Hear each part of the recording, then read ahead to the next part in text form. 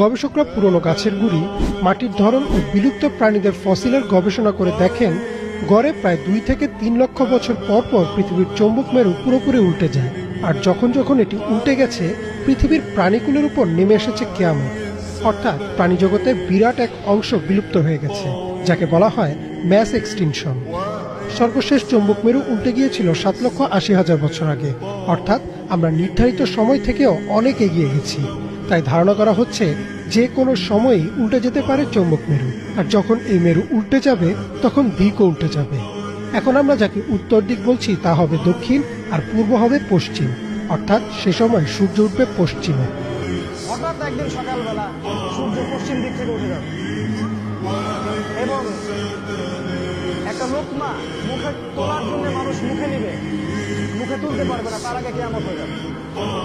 পানি খাওয়ার গ্লাস উঠাবে, পানি পান করার আগে